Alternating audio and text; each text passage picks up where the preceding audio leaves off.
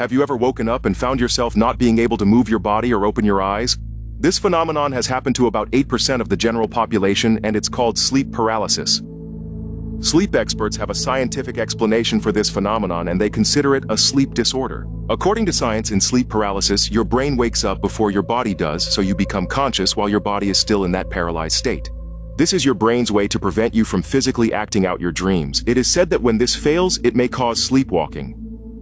But if sleep paralysis is merely a medical phenomenon, then why are there so many accounts of terrifying and dark encounters? Most people who have experienced this claim to have felt a very heavy weight on their chest, as if someone were sitting on top of them.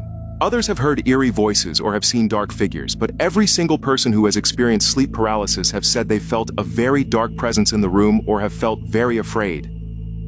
A viewer sent me a story of one of the scariest sleep paralysis episodes she's ever experienced, and since I heard it now, you have to hear it too. I was 7. First time I had sleep paralysis. I woke up in my bed with a figure in the corner. It started to move towards me, and like everyone else, there were no distinct features. It got to my feet, and I felt the weight of it. I was terrified. Eventually, I blacked out and had one of the most intense dreams that I can recall, as if this was last night. I was in a black room walking between long shelves of gray. Each shelf had books all the way to the ceiling in, and each book was gray with no labels. As I walked down an aisle, I felt I was being pulled towards the end of the aisle by something sinister, but I couldn't turn my head towards the end of the aisle. All I could do was watch the books as I passed them. Eventually, though, I got to the end and finally turned to a raised area with steps leading to a throne. It was pure white like the rest of the room. And a foot above the throne was a black sphere. In that moment, I could feel its thoughts. It told me that it wanted me to suffer. It wanted to kill my family while I watched. It was pure hatred. At that moment, I woke up and this thing was on my legs. I flipped out and started screaming, "Mom!" I was able to move again. My mom ran into the room and turned the lights on. She calmed me down and I laid back down to sleep. Well, about 30 seconds later, she ran into the room freaking out. She was highly religious at that point and started to pray out loud, saying, "In the name of Jesus, get out." She woke up my brother, who somehow slept through the whole ordeal, and now we are both freaking out crying.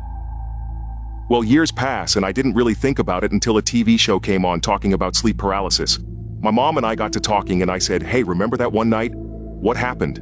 She said I was too young at the time and didn't want to scare me. She recapped her version of the story, how she ran into the room to hear me screaming. She went back to her room and my stepfather was awake and asked if everything was okay. She said it was just a bad dream. He said, "That's weird. I've been awake for a while and I heard a woman, clear as day, talking in that room." He said she was repeating herself over and over, saying in a very calm voice, "You need to call out to your mother. Yeah, you need to call out to her right away. Call out to her." I don't remember that at all. I have no recollection of a voice. That concludes today's video. If you have your own sleep paralysis stories, I would like to read about them in the comments. Thank you guys for watching. If you want to watch more of this content, then please don't forget to like and subscribe so you can be notified when new videos are uploaded. Peace and love, Cryptic family.